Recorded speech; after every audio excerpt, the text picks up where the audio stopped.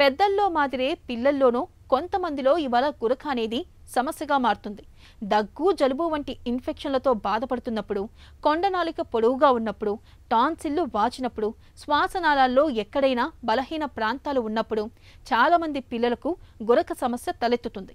నిజానికి పెద్దలతో పోలిస్తే పిల్లల్లో గురకకు ఇవాళ ఆధునిక వైద్యంలో చక్కటి మందులు, చికిత్సలు అందుబాటులో ఉన్నాయి. పిల్లల్లో గురకకు కారణాలు, వాటిని అధిగమించే మార్గాల గురించి డాక్టర్ని అడిగి ఇప్పుడు తెలుసుకుందాం.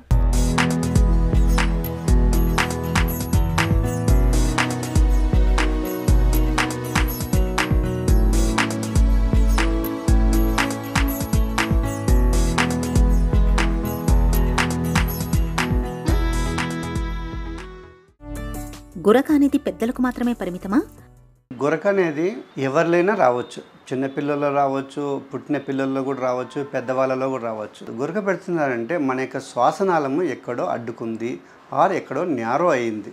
సో దానివల్ల ఏంటంటే గాలి వెళ్తున్నప్పుడు న్యారోల నుంచి సౌండ్ అనేది జనరేట్ అవుతుంటుంది. ఇది అందరిలో ఉండొచ్చు.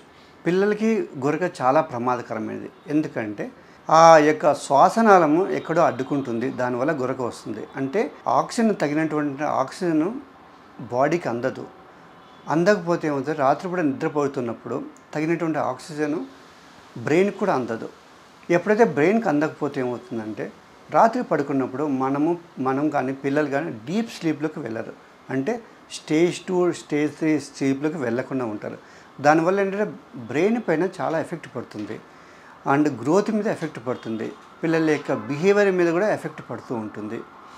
అండ్ దీనివల్ల ఏంటంటే స్లీప్ యాప్నియా అనే ఒక జబ్బు కూడా రావడానికి అవకాశం ఎక్కువగా ఉంటుంది. పిల్లల్లో గురక ఎందుకు వస్తుంది? కారణాలేంటి?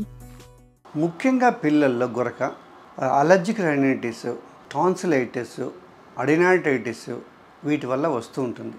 ఎందుకంటే మనం పిల్లల్ని చూస్తూ ఉంటాము, ఈ వర్షాకాలంలోనూ శీతాకాలంలో ఎక్కువగా జలుబు దగ్గులు వస్తుంటాయి. దీనివల్ల అడినాయిడ్స్, టాన్సిల్స్ బాగా వాపు వచ్చేసి అది మన యొక్క శ్వాసనాళాన్ని మూసేయడం వల్ల పిల్లలు ముక్కుతోంచి గాలి తీసుకోలేకపోక నోటితోంచి గాలి తీసుకోవడం వల్ల ఈ గురక అనేది వస్తూ ఉంటుంది. సో ముఖ్యంగా ఏంటంటే అలర్జిక్ రైనైటిస్, కొందరు పిల్లలకి అలర్జిక్ టెండెన్సీ ఉంటుంది. వాటి వల్ల కూడా తరచుగా జలుబులు వచ్చేసి ఎక్కువ రోజులు జలుబు దక్కకుండా ఉండడం వల్ల కూడా ఈ స్నోరింగ్ అనేది వస్తూ ఉంటుంది. కొందరు పిల్లలకి ముక్కులో బోను, దాన్ని సెప్టమ్ అంటాం, అది వంకరగా ఉండడం వల్ల కానీ, కొందరి పిల్లలకి రేర్గా ఏంటంటే పాలిప్స్ కూడా రావడానికి అవకాశం ఉంటుంది. అలాగే ఇంకా కొందరు పిల్లలకి జన్యురూపమైన లోపాలు ఉండడం వల్ల, అంటే సిస్టిక్ ఫైబ్రోసిస్, ఇమ్మెటల్ సిలియా సిండ్రోమ్ అంటుంటాం, వాళ్ళకి అన్నీ బాగున్నా సరే ఫ్లెమ్ని క్లియర్ చేసే గుణం తక్కువగా ఉంటుంది.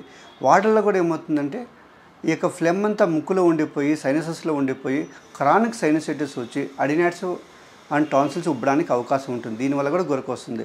అలాగే కొందరు పిల్లలు హ్యాబిచువల్గా వామిటింగ్ చేసుకుంటుంటారు. వీటిలో కూడా పిల్లలకి అడినాయిడ్స్ అండ్ టాన్సిల్స్ ఉబ్బడానికి అవకాశం ఉంటుంది. పిల్లలు గురకతో బాధపడుతున్నప్పుడు ఏం చేయాలి?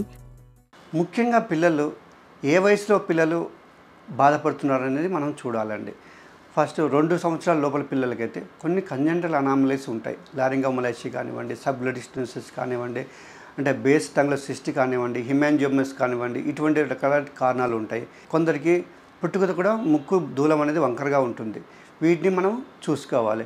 అలాగే 2 ఇయర్స్ తర్వాత నుంచి స్కూల్ గోయింగ్ పిల్లల్లో ఏమవుతుందంటే ముఖ్యంగా వాళ్ళు పక్క పిల్లల నుంచి కానివ్వండి, ప్లే గ్రౌండ్లో దుమ్ము వల్ల కానివ్వండి, ఎన్విరాన్మెంటల్ పొల్యూషన్ వల్ల కానివ్వండి, ఈ తరచుగా అడినాయిడ్స్ అండ్ టాన్సిల్స్ ఉబ్బిపోవడం వల్ల వాళ్ళకి ఏంటంటే గురక అనేది వస్తూ ఉంటుంది. సో ఇటువంటి పిల్లల్లో మనం ఏంటంటే వాటి గురించి తగినటువంటి మనం జాగ్రత్తలు తీసుకోవాల్సింది వస్తుంది.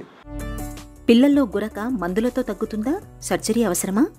ముఖ్యంగా పిల్లల్లో గురక అనేది అడినాయిడ్స్, టాన్సిల్స్ వల్ల కానివ్వండి, సెప్టల్ డీవియేషన్ వల్ల కానివ్వండి, పాలిప్స్ కానివ్వండి, ఏదైనా ట్యూమర్స్ కానివ్వండి, వీటి వల్ల ఉంటుంది. సో ముఖ్యంగా అలర్జిక్ రైనైటిస్ ఉన్న పిల్లలకి మనం ఏంటంటే అలర్జీకి సంబంధించినటువంటి మెడికేషన్స్ వాడుకుంటే చాలా మటుకు మెడిసిన్స్ తగ్గిపోతుంది. అలాగే అప్పటికీ తగ్గకపోతే దానికి తగినటువంటి ఇన్వెస్టిగేషన్స్, సిటీ స్కాన్ కానివ్వండి, అలర్జిక్ ప్యానల్ చేయించుకునేసి, అలాగే స్లీప్ స్టడీ అంటామండి, రాత్రి కూడా పడుకున్నప్పుడు పిల్లలకి ఆక్సిజన్ ఎంత వెళ్తుంది ఏంటి అనేసి అటువంటిది అంతా డీటెయిల్గా మనకు స్లీప్ స్టడీలో తెలుస్తుంది. ఇటువంటి ఇన్వెస్టిగేషన్ చేసుకున్న తర్వాత వాటి యొక్క సివియారిటీని బట్టి మనం ఏంటంటే ఫస్ట్ మెడికల్ మేనేజ్మెంట్, అంటే అలర్జీస్ ఉన్న వాళ్ళకి మెడికల్ మేనేజ్మెంట్, వాటితో కూడా తగ్గకుండా దాంట్లో పాలిప్స్ కానీ అటువంటివి ఉంటే దానికి తగినటువంటి చికిత్స, surgical treatment is very important. అలాగే కొందరు చిన్నపిల్లల ముక్కు వంకర ఉంటుంది, అడినాయిడ్స్ టాన్సిల్స్ చాలా పెద్దగా ఉంటాయి. ఇటువంటి పిల్లల్లో ఇది చిన్న వయసు కదా, ఇప్పుడు చేయించడము మంచిది కాదు, ఇమ్యూనిటీ మీద దెబ్బ పడుతుందని చెప్పేసి అనుకోకుండా గురక వచ్చినప్పుడు వీటన్నిటికి సర్జరీ చేయించుకుంటే ఆ యొక్క శ్వాసనాళం అనేది ఓపెన్గా ఉంటే మంచిగా గాలి వెళ్తే వాళ్ళకి గురక నుంచి నివారించవచ్చు. పిల్లల్లో గురకను నివారించవచ్చా? ఎలాంటి జాగ్రత్తలు తీసుకోవాలి? పిల్లలందరూ గ్రోత్ అనేది మ్యాక్సిమం 14 to 21 ఇయర్స్ మధ్యలోనే గ్రోత్ ఉంటుంది.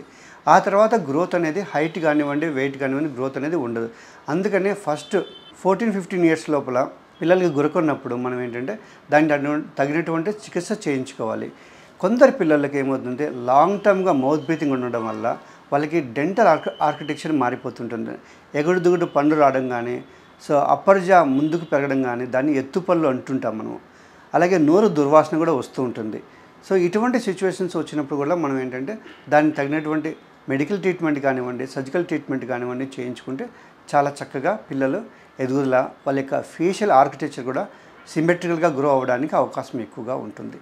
సో అలాగే పిల్లలకు కొందరికి ADHD అంటాం, అంటే హైపర్ యాక్టివిటీ ఉంటుంది. గురక వల్ల హైపర్ యాక్టివిటీ కూడా చాలా మటుకు పిల్లల్లో చూస్తున్నాం. ఎందుకంటే రాత్రి నిద్రలేనప్పుడు మార్నింగ్ లేచిన తర్వాత వాళ్ళ యొక్క మెంటల్ స్టేటస్ ఇరిటబుల్గా ఉంటారు కాబట్టి they will become hyper active.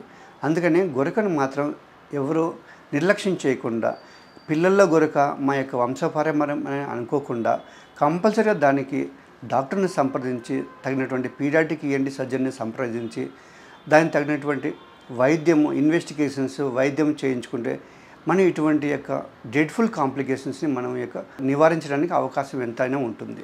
పిల్లల్లో గురకను చాలా వరకు మందులతోటి, జీవనశైలి మార్పులతోటి నయం చేయొచ్చు. ముఖ్యంగా బరువును అదుపు చేయడం, రాత్రి పడుకోబెట్టబోయే ముందు వేడి నీటితో ఆవిరి పట్టడం, పడుకున్నప్పుడు తలవైపు కాస్త ఎత్తుగా ఉండేలా చూడడం వంటి జాగ్రత్తలు గురకను చాలా వరకు అదుపు చేస్తాయి.